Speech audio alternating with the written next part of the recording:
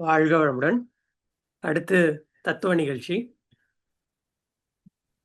உயிரின் உயிரே என்ற தலைப்பில் துணை பேராசிரியர் மணிவண்ணன் ஐயா அவர்கள் மும்பையிலிருந்து இணையத்தில் இணைய உள்ளார். ஐயாவை பற்றிய சிறிய அறிமுகம். மணிவண்ணன் ஐயா அவர்கள் திருப்புத்தூர் மாவட்டத்தை சேர்ந்தவர். இளம் வயதிலிருந்தே ஆன்மீகத்தில் மிகுந்த ஈடுபாடு உடையவராக வளர்ந்தார். மெட்ராஸ் யூனிவர்சிட்டியில் பிகாம் பட்டம் பெற்றவர். நிதித்துறையில் மிகுந்த ஆர்வம் கொண்டவர். 2015ஆம் ஆண்டில் மும்பை செம்பூர் மனவளக்கலை மன்றத்தில் இணைந்து மனவளக்கலை பயின்ற இவர் தன் அயராத தொண்டினால் 2019ஆம் ஆண்டு துணை பேராசிரியராக நியமிக்கப்பட்டு அருட்தொண்டாற்றி வருகிறார். ஐயா அவர்கள் தற்பொழுது மும்பையில் ஒரு தனியார் நிறுவனத்தில் பொது மேலாளராக பணிபுரிந்து வருகிறார். ஐயா அவர்களை அனைவர் சார்பிலும் உயிரின் உயிரே என்ற தலைப்பில் உரையாற்ற அன்புடன் அழைக்கின்றேன். வாழ்க வளமுடன் ஐயா. வாழ்க வையகம், வாழ்க வையகம், வாழ்க வளமுடன். இன்றைக்கு நாம் உயிரின் உயிரே என்ற தலைப்பில் சிந்திக்கலாம். நமது மகரிஷி அவர்களின் பாடல், அதாவது கடவுள் பற்றிய சிந்தனை தரும் பாடல். எல்லாம் வல்ல தெய்வமது எங்கும் உள்ளது நீக்கமர, சொல்லால் மட்டும் நம்பாதே சுயமாய் சிந்தித்தே தெளிவாய். இந்த மகரிஷியின் பாடலின்படி எல்லாம் வல்ல தெய்வத்தை பற்றி சிந்திக்க முற்படுவோம். அந்த பரம்பொருள்தான் நம் உயிரின் உயிராக இருக்கிறது. அதாவது சித்தாந்தத்தின்படி நம் உயிருக்கு உள்ளிருந்து இயக்குகிறது. உலகம் யாவையும் தாமுல வாக்கலும் நிலை பெறுத்தலும் நீக்கலும் நீங்களா அழகிலா விளையாட்டுடை யாரவர் தலைவர் அன்னவர்க்கே சரண் நாங்களே என்று கம்பநாடார் நம் மகரிஷியின் சிந்தனையை ஒத்த கடவுள் வாழ்த்து பாடியிருக்கிறார். நமது மகரிஷி அவர்களின் பாடல் உருவத்தில் உயிரை, உயிரிலுள்ள மெய்ப்பொருளை அறிவாய் காட்டி ஒழுக்கத்தால் உலகினியே நட்பு கொள்ளும் அன்பு நெறி விளங்க வைத்து என்று சொல்லுவார். இங்கு உயிர் என்றால் வெறும் மனித உயிர்கள் மட்டுமல்ல, இந்த உலகத்தில் 84 லட்சத்திற்கும் மேற்பட்ட உயிரினங்கள் இருக்கின்றன. எல்லா உயிர்களின் உள்ளும் மூலமாக தானே ஒரு உயிராக இருந்து அதனை இயக்குபவர் அந்த பரம்பொருள்தான். ஆன்மா என்பது நித்தியமான அழிவற்ற பரம்பொருளின் அம்சம். உயிர் என்பது ஜீவகாந்தம், உடலோடு தொடர்புடைய கர்மத்தின் காரணமாக பிறவி, பிறப்பு, இறப்பு அனுபவிக்கும் தனிப்பட்ட உயிர்நிலை. அந்த பரம்பொருள் பற்றிய தாயுமானவர் பாடல், அங்கிங்கெனாதபடி எங்கும் பிரகாசமாய் ஆனந்த பூர்த்தியாகி அருளோடு நிறைந்தது எது, தன்னருள் வெளிக்குள்ளே அகிலாண்ட கோடியெல்லாம் தயங்கும்படிக்கு இச்சை வைத்து உயிருக்கு உயிராய் தழைத்தது எது என்று எங்கும் வியாபித்து இருப்பதையும் எல்லா உயிர்களுக்குள்ளும் உயிராயிருப்பதையும் பாடுகிறார். பகவத்கீதையில் கிருஷ்ண பகவான் கூறுவது, அகமாத்மா குடாகேஷ சர்வபூதாஷு ஸ்திதஹ அகமாதிஷ மத்தியம்ச பூதானா மந்த ஏவச்ச. அதாவது, ஓ அர்ஜுனா, நான் அனைத்து உயிர்களின் இதயத்திலும் அமர்ந்திருக்கிறேன். நான் எல்லா உயிரினங்களின் ஆரம்பம், நடுப்பகுதி மற்றும் முடிவு என்கிறார் கிருஷ்ண பரமாத்மா. நம் மகரிஷி கூறியபடி அந்த பரம்பொருளுக்கு 4 மகிமைகள் உள்ளது. அதாவது, அது வற்றாயிருப்பு அல்லது அக்ஷயம் என்ற ஒரு மகிமை. அடுத்தது பேராற்றல் கொண்டது. மூன்றாவதாக பேரறிவு கொண்டது, அதுவே காலமாகவும் இருக்கிறது. இந்த 4 இறைவனின் மகிமைகளை பற்றி சிறிது விளக்கமாக பார்ப்போம். முதலில் வற்றாயிருப்பு. வற்றாயிருப்பு அச்சயம் என்றால் தேயாது குறையாது என்று பொருள்.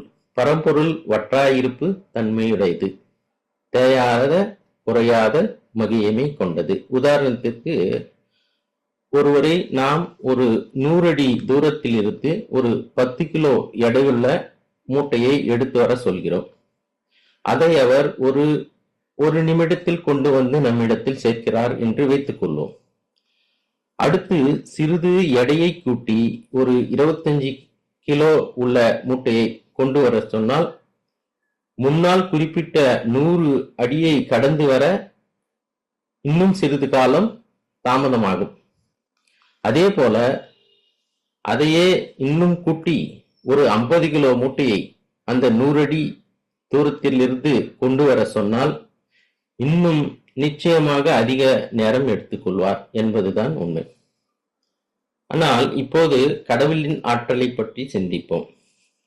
உலகத்தின் மக்கள் தொகை 1900 வருடத்தில், அதாவது 1900 வருடத்தில் சுமாராக 160 கோடியாக இருந்தது. அப்போதும் இந்த பூமி சூரியனை சுற்றி வரும் காலம் 24 மணி நேரம்தான். இப்போது 2026 மக்கள் தொகை 800 கோடியை தாண்டிவிட்டது. ஆனால் நாம் தங்கியிருக்கும் இந்த பூமி சூரியனை சுற்றி வரும் காலம் கூடவில்லை. அதே 24 மணி நேரம் என்பது இன்னும் மாறவில்லை. ஆகையால் பரம்பொருள் தத்துவத்தின் ஆற்றல் என்றைக்கும் குறையவே செய்யாது. அதனால் அது வற்றாயிருப்பு தன்மையை கொண்டது என்று நம் மகரிஷி குறிப்பிடுகிறார். அடுத்தது பேராற்றல். பரம்பொருள் பேராற்றல் கொண்டது. மகரிஷி சொல்வது போல சுத்தவெளியில் அனைத்து அண்ட சராச்சரங்களும் எந்தவித துணையுமின்றி அந்தரத்தில் நிற்கிறது. சேஷாத்ரி மகரிஷி அவர்கள் எல்லோரையும் சிவசிவா என்று சொல்லச் சொல்வார் என்பார்கள். சேஷாத்ரி மகரிஷி அவர்கள் சிவசிவா என்பதற்கான விளக்கத்தை மிகவும் அழகாக சொல்லியிருப்பார். அதாவது முதல் சிவா என்ற குரில் சொல் சிவபெருமான் மோன நிலையின் தத்துவமாக இருந்து விளங்குகிறது. சிவா என்ற நெடில் சொல் சக்தியை குறிக்கிறது. இது இயக்கத்திலிருந்து பிரபஞ்சத்தை செலுத்துவது ஆகும். மாணிக்க வாசகர் பாடலை பார்ப்போம். இதில் இறைவனின் படைப்பாற்றலும் பிரபஞ்சத்தின் அளவற்ற விரிவும் மனித அறிவின் வரம்பும் எடுத்துரைக்கப்படுகின்றன. அண்டப்பகுதியில் உண்டை பெருக்கும் அளப்பெருந்தன்மை வளப்பெருங்காட்சி ஒன்றனுக்கொன்று நின்றிலில் பகரின் 100 கோடியின் மேற்பட விரிந்தன. அதாவது அண்டப்பகுதியில் எண்ணற்ற பிரபஞ்சங்களில் உண்டை பெருக்கும் முடிவில்லாத உலகங்கள், கோள்கள், நட்சத்திர மண்டலங்கள் பெருகி இருப்பது, அளப்பெருந்தன்மை அவற்றின் பரப்பையும் பெருமையையும் அளவிட முடியாது. வளப்பெருங்காட்சி படைப்பின் அழகும் வளமும் அளவற்றது. ஒன்றனுக்கொன்று நீள்திரள் பகரின் ஒவ்வொரு உலகமும் தனித்துவமான அழகும் சிறப்பும் உடையது. 100 கோடியின் மேற்பட விரிந்தன. கோடிக்கணக்கான 101 கோடி என்கிறார். கோடிக்கணக்கான அண்டங்கள் அதற்கு மேலேயும் பறந்து விரிந்துள்ளன என்று பரம்பொருளாய் இருக்கின்ற பிரம்மாண்ட பிரபஞ்ச தோற்றத்தையும் ஆற்றலையும் பற்றி மாணிக்க வாசக பெருமான் அவர்கள் பாடுகிறார். அடுத்தது பேரறிவு. மகரிஷி சொல்லியபடி பேரறிவு கொண்டது அந்த பரம்பொருள். இறைவன் யார் என்பதை தாயுமானவர் மிக அழகாக இங்கு கூறியுள்ளார். அவரின் பாடல், ஐவகை எனும் பூதம் ஆதியை வகுத்து அதனுள் அச்சரச்சர பேதமான யாவையும் வகுத்து நல் அறிவையும் வகுத்து மறை ஆதி நூலையும் வகுத்து சைவம் முதலாம் அளவில் சமயமும் வகுத்து மேல் சமயம் கடந்த மோன சமரசமும் வகுத்தவன் அந்த பரம்பொருள் என்கிறார். ஔவையார் பாடிய ஒரு புகழ்பெற்ற பாடல், வான்குருவியின் கூடு வள்ளருக்கு தொல்கரையான் தேன் சிலம்பி யாவர்க்கும் செய்யறிதால் யாம் பெரிதும் வல்லோமே என்று வலிமை சொல்ல வேண்டாங்கான் எல்லோருக்கும் ஒவ்வொன்று எளிது. அதாவது பரம்பொருளின் படைப்புகளில் உள்ள அற்புதமான பேரிருவை இந்த பாடலில் பார்க்கலாம். வான்குருவியின் கூடு. தூக்கணாங்குருவி, அதாவது வான்குருவி கட்டும் அழகான கூடு. அந்த கூட்டை வெறும் மரத்தின் சிறு சிறு குச்சிகளை கொண்டு மட்டுமே கட்டியிருக்கும். வடிவம் பார்த்தால் அசந்து போவோம். மரக்கிளையில் தொங்கும் அது ஒரு நூல் போன்ற, ஒரு கயிறு போன்ற பிடிப்பை மட்டும் கட்டி கொண்டு அந்த கிளையில் தொங்கும். மேல் பகுதி மூடப்பட்டிருக்கும். சைடு வாசல் மாதிரி இருக்கும். ஒரு பக்கத்தில் வாசல் மாதிரி இருக்கும். அடுத்த வாசல் கீழே பார்த்தால் ஒரு அறை போல செய்யப்பட்டிருக்கும். அந்த அறை போல செய்யப்பட்ட பகுதியில் குருவியின் முட்டை பாதுகாப்பாக இருக்கும். எந்த மற்ற உயிரினமும் வந்து அந்த வாசல் வழியாக உள்ள நுழையவே முடியாது. அப்படி ஒரு வடிவில் அந்த கூட்டை தன்னுடைய வெறும் வாய் அழகை மட்டுமே பயன்படுத்தி கட்டியிருக்கும். இப்படி எந்த என்ஜினியர் படித்தவர்களாலும் இந்த மாதிரி ஒரு டிசைனில் கட்டுவது என்பது இயலாத காரியம். அடுத்தது வல்லரக்கு தொல்கரையான். உறுதியான அரக்கு கரையான் புற்று. குருவிக்காவது அட்லீஸ்ட் அழகு என்ற ஒரு விஷயம் இருந்தது. இந்த கரையானுக்கு அதுவும் இல்லை. ஆனா லேயராக மண்ணை, ஒரு புத்து மண்ணை ஒரு சீரா அபார்ட்மெண்ட் மாதிரி வடிவமைத்து அழகாக கட்டியிருக்கும். அடுத்தது தேனீக்கள் கட்டும் தேன்கூடு. இந்த தேனீக்கள் மாதிரி ஒரு தேன் போன்ற ஒரு திரவ பொருளை ஒரு வெட்டிகளாக நிற்க வைத்த வகையில் அடுக்கான அறைகளில் சேமிக்க முடியாது. அந்த திரவ அடர்த்தியும் அந்த தேன் சேகரிக்கிற மெழுகு கூடும் ஒன்றாக பொருந்தி இருக்கும். சிலந்தி வலையும் அப்படித்தான். அந்த சிறிய உயிரினம் பின்னும் வலையை யாராலும் பின்னவும் முடியாது. இயற்கையின் படைப்பில் உள்ள இந்த சின்னஞ்சிறு உயிர்களால் செய்ய முடிந்த செயல்களை கூட அறிவால் உயர்ந்த மனிதர்களால் செய்துவிட முடியாது. எனவே எல்லாவற்றையும் நானே செய்வேன், என்னை விட அறிவாளி யாரும் இல்லை என்றும் தற்பெருமை கொள்ளக்கூடாது. ஒருவருவருக்கும் ஒரு திறமையை இறைவன் படைத்திருக்கிறார். இந்த உலகில் பிறந்த ஒருவருவருக்கும் ஒரு தனித்துவமான திறமை உண்டு. ஒருவருக்கு கடினமாக தோன்றும் செயல் மற்றொருவருக்கு மிக எளிதாகவும் இருக்கலாம்.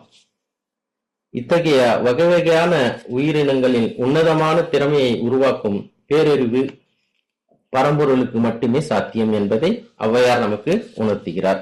அடுத்தது, பரம்பொருள் தன்னுடைய அம்சமாக மனித மனங்களுக்கு எவ்வாறு பல தெய்வ வடிவங்களை படைத்து இருக்கிறது, அதை பற்றி பாரதியார் பாடலில் பார்க்கலாம். கடமையாவன தன்னை கட்டுதல், பிறர் துயர்த்தீர்த்தல், பிறர் நலம் வேண்டுதல், விநாயகத் தேவனாய், வேலுடை குமரனாய், நாராயணனாய், நதிச்சடை முடியனாய், பிறநாட்டிரிப்போர் பேர்வல கூறி, அல்லாஹ் யெகோவா என தொழுது இன்புறும் தேவருந்தானாய் திருமகள் பாரதி, உமையனுன் தேவியர் உகந்த வான்பொருளாய், உலகெல்லாம் காக்கும் ஒருவனை போற்றுதல், இந்த நான்கே இப்பூமியில் எவர்க்கும் கடமை எனப்படும் என்று பாரதியார் எல்லா கடவுள்களும் பரம்பொருளின் ஒரு அம்சமே என்று பரம்பொருளை பற்றி வியந்து பாடுகிறார்.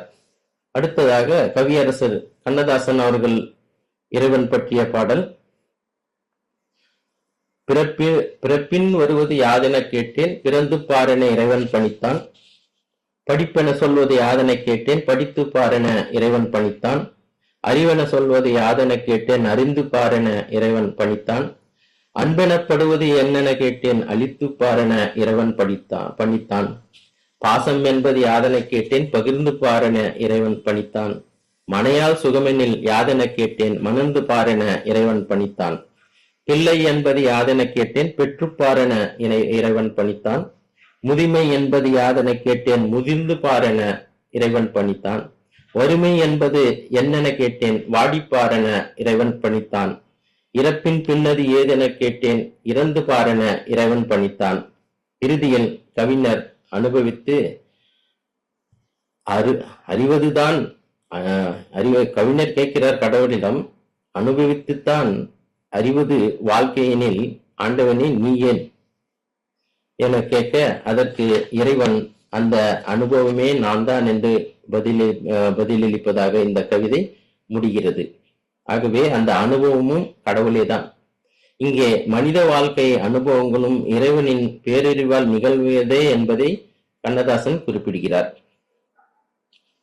ஆக வேதங்கள், பஞ்சபூதங்கள், சித்தாந்தம், வேதாந்த தத்துவங்கள் எல்லாம் அந்த பரம்பொருளே என்று தாயுமானவரும், பரம்பொருள்தான் அருசமய கடவுள்கள் என்று பாரதியாரும், பரம்பொருள்தான் உயிரினங்கள் அதன் அறிவுகள் என்று ஔவையாரும், உயிர்களின் அனுபவம் கூட பரம்பொருள்தான் என்று கவிஞர் கண்ணதாசன் அவர்களும் உறுதியுடன் தங்கள் உயரிய பரம்பொருள் பற்றிய தத்துவங்களை நாமும் உணரும் வண்ணம் அருளியுள்ளார்கள்.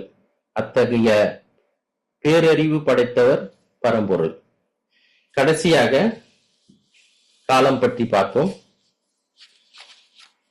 கீதையின் 10வது அத்தியாயமான விபூதி யோகம், அதில் ஒரு ஸ்லோகம், கலயதா அகம் காலக, இயங்குவனவற்றில் நான் காலமாக இருக்கிறேன் என்று பகவான் கிருஷ்ணர் சொல்லுகிறார். மாணிக்க வாசகர் காலம் பற்றி சொல்லும் போது, ஆக்கம் அளவு இறுதியில்லாய் அனைத்துலகும் ஆக்குவாய் காப்பாய் அழிப்பாய் அருள் தருவாய் போக்குவாய் என்னை புகுவிப்பாய் நீன் தொழும்பின் என்று சிவபுராணத்தில் பாடுவார். அந்த இறைவன் ஆக்கமோ எந்த அளவோ அல்லது முடிவோ இல்லாதவன், கால ஏக்கமாக தானே இருந்து கொண்டு உயிர்களை பராமரித்து வருகிறான். மாணிக்க வாசகர் திருவாசகத்தில் கடவுளையும் காலத்தையும் சம்பந்தப்படுத்தி இவ்வாறு கூறுவார். முன்னை பழம்பொருட்கும் முன்னை பழம்பொருளே, பின்னை புதுமைக்கும் போர்த்து அப்பெற்றியனே என்று கூறுவார்.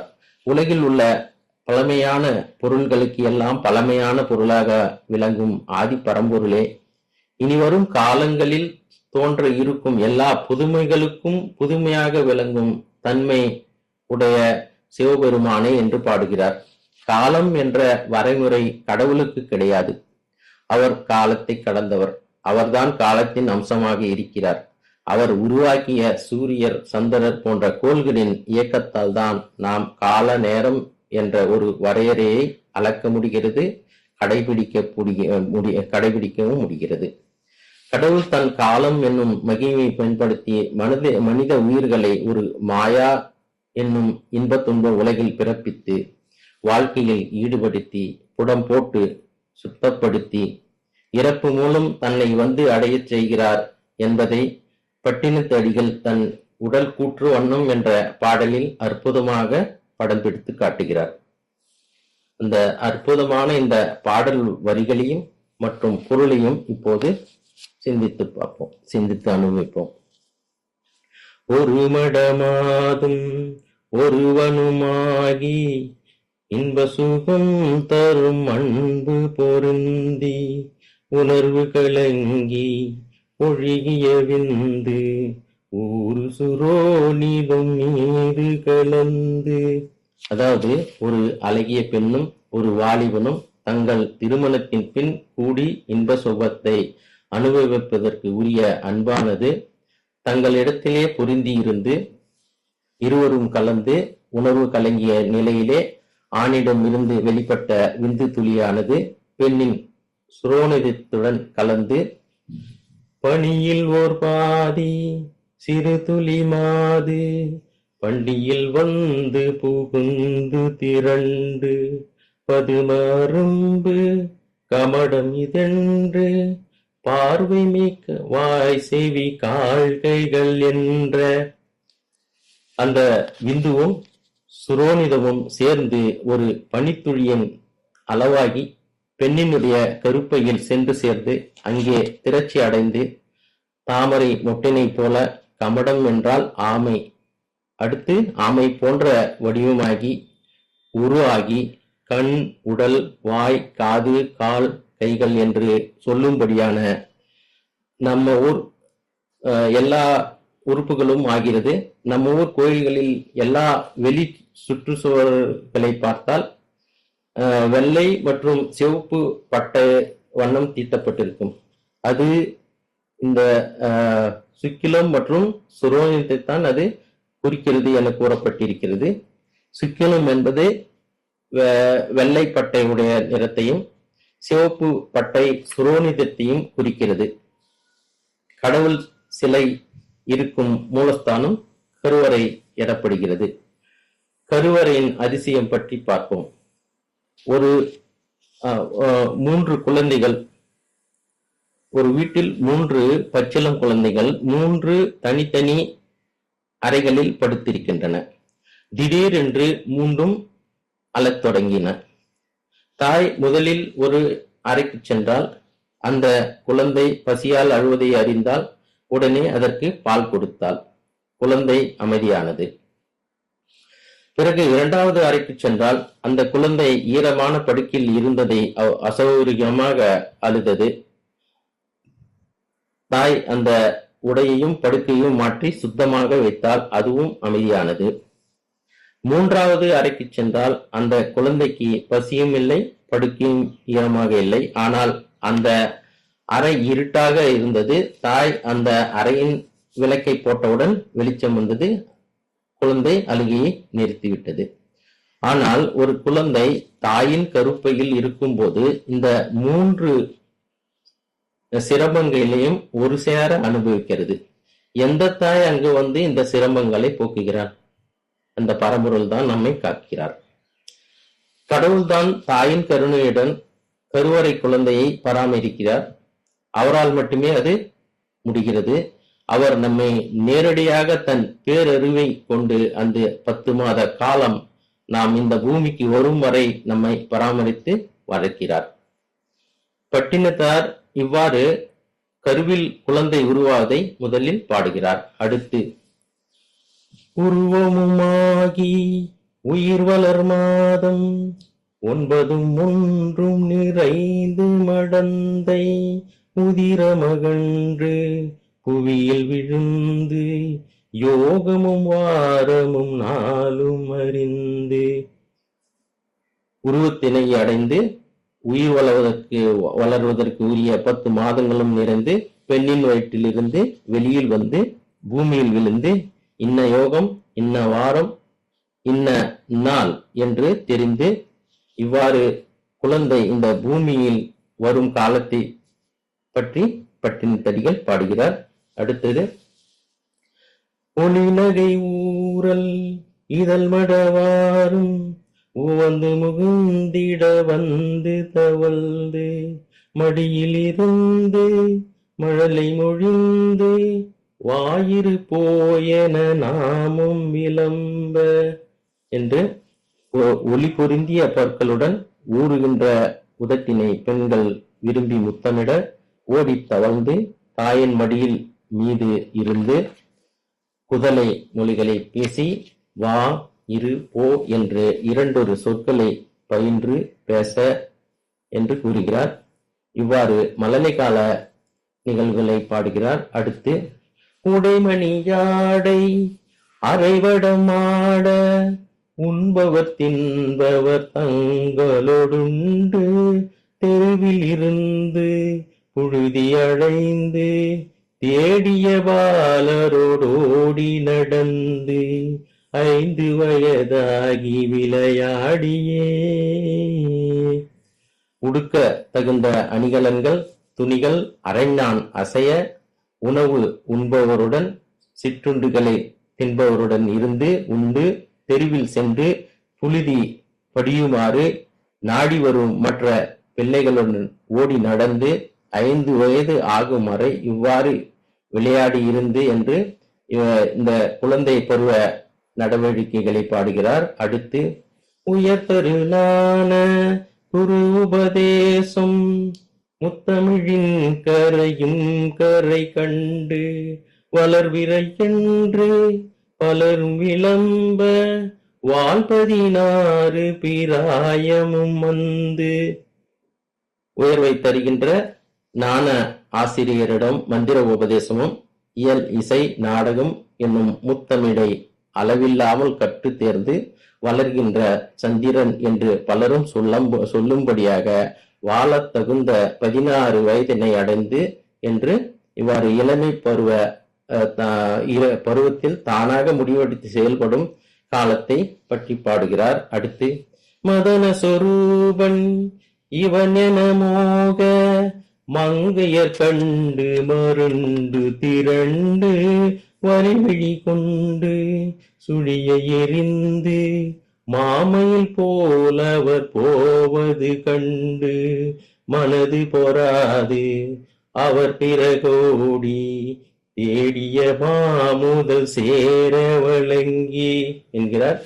மன்மதனை ஒத்த வடிவை உடையவன் இவன் என்று மோக உணர்வு உள்ள பெண்கள் பார்த்து மயங்கி உணர்வோடு கூடி செவ்வரி படர்ந்த கண்களை சுழற்றி மறுட்டவும் அழகிய மார்பில் மயில் போன்ற சாயலுடன் அவர்கள் நடப்பதை பார்த்து மனமானது தாழாமல் அவர் பின்னே சென்று தான் நீட்டிய பெரிய செல்வம் முழுவதையும் அவருக்கு கொடுத்து என்று இந்த அடுத்த பால் இனத்தின் மீது ஏற்படும் கவர்ச்சி காலத்தின் நிலையை பாடுகிறார். அடுத்து, வளமையும் மாறி இளமையும் மாறி வன்பல் விழுந்திரு கண்கள் இருண்டு வயது முதிர்ந்து நரை திரை வந்து வாத விரோத குரோதமடைந்து செங்கையில் ஓத்தடியும் ஆகியே. அதாவது அழகு கெட்டு இளமையும் கெட்டு வளமையான பற்களும் விழுந்து 2 கண்களும் பார்வை குன்றி முதுமையானது வந்து தலைமுடி நரைத்து தோல் திரைந்து வாத நோய் வந்து யாருடனும் விரோதிக்கின்ற கோபகுணமும் வந்து அழகாக விளங்கிய கையில் இப்போது தடியை ஊன்றிய நிலையிலே என்று முதுமையின் ஆரம்ப காலத்தை பற்றி விசரணத்துடன் பாடுகிறார்.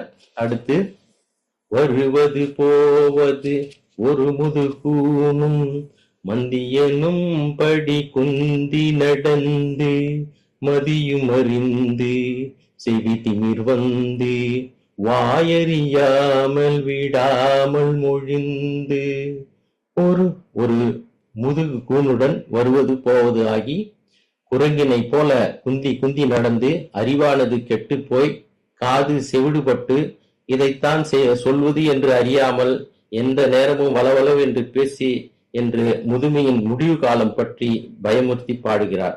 அடுத்தது, கடன்முறை பேசும் என உரை நாவும் உறங்கி விழிந்து கை கொண்டு மொழிந்து கடைவழி கஞ்சி ஒழுகிட வந்து பூதமும் 4 சுவாசமும் நின்று நெஞ்சு தடுமாறி வரும் நேரமே.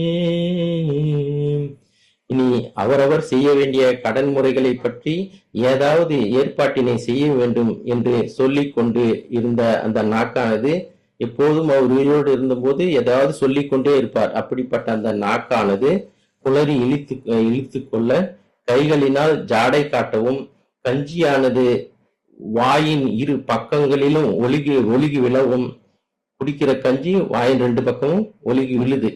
பஞ்சபூதங்களும் பிராண வாயுவும் தடைப்பட்டு நெஞ்சமானது தடுமாறி வரும் காலத்தில் வளர்பிலை போல எயிருமுரோமம் சடையும் சிறு குஞ்சியும் விஞ்ச மனதும் இருண்ட வடிவமிளங்க மாமலை போல் எம தூதர்கள் வந்து வளர்கின்ற வளைந்த சந்திரனை போல பற்களும் தலைமுடியும் சடையும் சிறு குடுமியும் கடினமான மனமும் கருத்த உருவமும் விளங்க பெரிய மலையினை போல யமதூதர்கள் நெருங்கி வந்து இருக்கிறார் என்று பாடுகிறார். இந்த யமதூதர் பற்றி அருணகிரிநாதரும் நன்றாக பாடியிருப்பார். அவர் என்ன பாடியிருக்கிறார் என்றால், கனைத்திலும் பகடது பிடர்மிசைவாறு கருத்த வெஞ்சின மரளினன் உலையினர் கதித்து அடந்தேறி கயிறடு கதை கொடு பொறு போதே என்று அருணகிரிநாதர் அழகாக பாடியிருப்பார். அதாவது கணைக்கும் எருமையின் பிடரி மீது அமர்ந்து கொண்டு கருத்த வடிவில் யமன் பயங்கர கோபத்துடன் ஓசையுடன் அவனின் உதவியாளர்களுடன் கயிற்றையும் கதாயுதத்தையும் கொண்டு தாக்க வருகிறான் என்று அருணகிரிநாதர் பாடுவார். அடுத்து பட்டினத்தார் பாடலை பார்ப்போம். பலை கொடு வீசி உயிர் கொடு போக மைந்தரும் வந்து குனிந்தல நொந்து மழியில் விழுந்து மனைவி புலம்ப மாழ்கினரே இவர் காலம் அறிந்து. யமன் பாசவலையை வீசி உயிரை கொண்டு போகவும் பிள்ளைகளும் வந்து குனிந்து பார்த்து அழுது நோகவும் மடிமேல் விழுந்து மனைவியானவள் புலம்பும்படியாக இவர் இறந்து விட்டாரே இந்த காலத்தில் என்று தெரிந்து வரிசை கெடாமல் எடுமென ஓடி வந்திலமைந்தர் குனிந்து சுமந்து கடிகி நடந்து சுடலை அடைந்து மானிட வாழ்வேன நொந்து. அலங்காரம் குலையாமல் எல்லோரும் ஓடி வந்து எடுங்கள் என்று சொல்லவும் பிள்ளைகள் பாடையை குனிந்து தாங்கி வேகமாக சென்று சுடுகாட்டினை அடைந்து மனித வாழ்வு இவ்வளவுதானா என வருந்தி விறகிட மூடி அழல் கொடு போட வெந்து விழுந்து முறிந்து நினங்கள் உருகி எலும்பு கருகி அடங்கி ஓர் பிடி நீருமில்லாத உடம்பை நம்புமடியே நீயாலுமே. விறகை அடுக்கி மறைத்து நெருப்பினை மூட்டிவிடவும் உடம்பானது வெந்து விழுந்து நொறுங்கி கொழுப்பானது உருகி எலும்பும் கருத்து தீயும் அடங்கி இறுதியில் ஒரு பிடி சாம்பலும் ஆக தேராத இந்த உடம்பை நிலை என எண்ணுகின்ற அடியேனை இனி ஆட்கொள்ள வேண்டும் என்று பட்டினத்தார் முடிக்கிறார். இந்த பாடல் உடலின் நிலையாமையை உணர்த்துகிறது. ஆணும் பெண்ணும் கூடி பெற்றெடுத்த அந்த அழகிய உடல் இறுதியில் மண்ணில் புதையவோ அல்லது நெருப்பில் சாம்பலாகவோ போகிறது. எனவே நிலையற்ற இந்த உடலையும் சிற்றின்பத்தையும் நம்பி வாழாமல் நிலையான இறையருளை நாட வேண்டும் என்பதே பட்டினத்தார் இப்பாடல் மூலம் உணர்த்தும் ஆன்மீக மற்றும் தத்துவ கருத்து. நம்முடைய கவிக்கோ அப்துல் ரஹ்மான் தன் புது கவிதை ஒன்றில் இப்படி கூறுவார். உன் ஆல்பத்தில் இருப்பது பழைய படங்கள் அல்ல, பழைய பிணங்கள் என்று. மனித உயிர் ஒரு மரத்தில் இருக்கும் இலை போன்றது. அது கீழே விழும்போது புண்ணியம் செய்திருந்தால் அது ஆற்று வெள்ளத்தில் விழுந்து ஒரு சலனமில்லாத அனுபவத்துடன் சொர்க்க வாழ்க்கைக்கு உட்படும். அதுவே பாவத்தை செய்திருந்தால் அந்த இலை சூறாவளி காட்டில் சிக்கி சின்னா விண்ணமாகி அங்குமிங்கும் அலைக்கழிக்கப்பட்டால் அது நரக வாழ்க்கையை அனுபவிக்கிறது என்று அர்த்தம். அந்த இலையே ஒரு பூமாலை தொடுப்போர் கையில் சிக்கி கடவுளின் கழுத்தில் மாலையாக விழுந்தால் அதுதான் அந்த இலை பெற்ற மோட்சம் என்று கூறி, நாமும் நம் மகரிஷி என்ற மாலை தொடுப்பவர் வழிகாட்டலின்படி ஆன்மீக வாழ்க்கையை பின்பற்றி அந்த பரம்பொருளின் அனுகிரகத்தை பெறுவோமாக. ஆன்மீக விஷயம் கேட்பது என்பது எப்போது அமையும் என்று கேட்டால், விவேக சூனாவணியில் ஆதிசங்கராச்சாரியர் சொல்லும் சுலோகம் ஒன்று, சதகோடி ஜன்மச்சு கிருதைகி புண்ணியே வினா லப்யதே. அதாவது இதன் அர்த்தம், கோடிக்கணக்கான பிறவிகளில் நாம் செய்த நற்பயன்கள் மற்றும் புண்ணியங்களின் பலனால் மட்டுமே சத்சங்கம் கேட்பது சாத்தியமாகும். ஆகையால் இன்று இந்த ஆன்மீக உரையை கேட்ட நீங்கள் அனைவரும் கடவுளின் அருளை பெற்றவர்கள் என்றே நினைக்கிறேன். இறுதியாக, வானாகி மண்ணாகி வலியாகி ஒளியாகி ஊனாகி உயிராகி உண்மையுமாய் இன்மையுமாய் கோனாகி ஆண் எனது என்று அவரவரை கூத்தாட்டு வானாகி நின்றாயி என் சொல்லி வாழ்த்துவனே என்று கூறி எனக்கு வாய்ப்பளித்த அனைவருக்கும் நன்றி கூறி என் உரையை இத்துடன் முடித்துக் கொள்கிறேன். நம் அனைவருக்கும் இறையருளும் குருவருளும் துணை புரியுமாக. வாழ்க வளமுடன். வாழ்க வளமுடன் ஐயா. அனைவரும் துரிய நிலையில் வந்து மணிவண்ணன் ஐயாவை வாழ்த்துவோம். மணிவண்ணன் ஐயா அவர்கள் வாழ்க வளமுடன். மணிவண்ணன் ஐயா அவர்களின் அன்பு குடும்பம் வாழ்க வளமுடன். மணிவண்ணன் ஐயா அவர்களின் ஆன்மீக தொண்டு வாழ்க வளமுடன். இன்றைய நிகழ்ச்சியில் கலந்து கொண்ட அனைத்து அன்பர்களும் அவர்தம் குடும்பமும் அருட்பேராற்றல் கருணையினால் உடல் நலம், நீலாயுள், நிறை செல்வம், உயர்ப்புகள், மெய்ஞானம் ஓங்கி வாழ்க வளமுடன். நாளைய நிகழ்ச்சிகளுக்கான அறிவிப்பு: காலை 5:30 மணிக்கு 9 மையதவம் நடத்தி கொடுப்பதற்கு பேராசிரியர் சுமதி அம்மா அவர்கள் சேலத்திலிருந்து இணைய இருக்கிறார். 6 மணிக்கு உடற்பயிற்சி மற்றும் காயக்கற்ப பயிற்சி கற்றுக் கொடுப்பதற்கு முனைவர் பேராசிரியர் சக்திகுமாரவேல் ஐயா அவர்கள் இணையத்தில் இணைய உள்ளார். 7 மணிக்கு ஆங்கிலத்தில் 9 மையதவம். காலை 11 மணிக்கு தத்துவ நிகழ்ச்சி. தெய்வீக பெட்டகம் என்ற தலைப்பில் 11 மணிக்கு சண்முகம் ஐயா அவர்கள் செய்யாறிலிருந்து இணைய இருக்கிறார். மாலை 5:30 மணிக்கு பஞ்சேந்திரிய தவம். 6 மணிக்கு தத்துவ நிகழ்ச்சி. துணை பேராசிரியர் பத்மினி அம்மா அவர்கள் தெய்வீக பெட்டகம் என்ற தலைப்பில் உரையாற்ற இருக்கிறார். இப்பொழுது கேள்வி பதில் நிகழ்ச்சிகள். அன்பர்கள் தங்கள் ஹேண்ட்ரைஸ் பட்டனை அழுத்தி தலைப்பை ஒட்டிய கேள்விகளை கேட்கலாம். ஐயா வாழ்க வளமுடன் ஐயா. வாழ்க வாழ்க வளமுடன். வளமுடன். கோபிநாத் ஐயாவுக்கும் மணிவண்ணன் ஐயாவுக்கு என்னுடைய மாலை நேர வணக்கங்கள் ஐயா. வாழ்க வளமுடன் ஐயா. சூப்பரா இருந்ததுங்க. அருமை அருமை அருமை. சிறப்பான சிந்தனை. நிலையாமை தத்துவத்தை அவரு பட்டினத்தார் ஐயாவும் சரி, ஐயாவோட சரி, அருணையினால நிறைய பாடல்களோட நீங்க விளக்கம் கொடுத்தது ரொம்ப ஹார்ட் டச்சிங்கா இருந்ததுங்க. இது எல்லாருமே இந்த இந்த மாதிரி யோசிச்சு பார்த்தாங்கன்னா உலகத்துல வந்து எந்த விதமான அசம்பாவிதங்களோ இது தேவையில்லாத தீய செயல்களோ நடக்காது. கண்டிப்பா இதை வந்து எல்லா மக்களும் இந்த உணரணுங்க. எல்லாமே நமக்கு இறைவன் கொடுத்துருக்குறாங்க. ஆனா நம்ம எதையுமே கண்டுகொள்ளாமல் வந்த நோக்கத்தையே மறந்து இறைநிலையின் தத்துவத்தை உணராமல் தான் மக்கள் இருக்காங்கிறப்ப ஒரு பக்கம் வருத்தமாக இருந்தால் கூட இவ்வளவு நீங்க அருமையா அந்த ராகத்தோடு பாடி எங்களை எல்லாம் மனசை ரொம்ப சந்தோஷப்படுத்துனீங்கய்யா. என்னை பொறுத்தளவுக்கு வினாக்கள் எதுவுமே இல்லை. தெளிவான விளக்கம், தெளிவான கருத்துக்கள், பாடல்கள், தெளிவுரை சூப்பர். உங்களுடைய எடுத்த இந்த தொகுப்பு ரொம்ப அருமையாக இருந்ததுங்கய்யா. வேதாத்ரி மகரிஷியோட சேர்ந்து அதை தொகுத்து கொடுத்தது, அவரை மேற்கால் காட்டி கொடுத்தது ரொம்ப அருமை. எனக்கு வினாக்கள் இது இல்லாட்டி கூட ஐயாட்ட இதை சொல்லணுங்கிற பகிர்ந்து கொள்வதற்காக தாங்க போன் பண்ணேன். ரொம்ப இது ஹேண்ட் ரைஸ் பண்ணேன். அருமையா இருந்ததுங்க. உங்களை அருள்பணி சிறக்க என்னுடைய வாழ்த்துக்களும் வணக்கங்களும் ஐயா. வாழ்க வளமுடன். வாழ்க வளமுடன். வாழ்க வளமுடன். கீதாம்மா, நீங்க பேசலாம். ரொம்ப நன்றி ஐயா. வாழ்க வளமுடன். வாழ்க வளமுடன் ஐயா.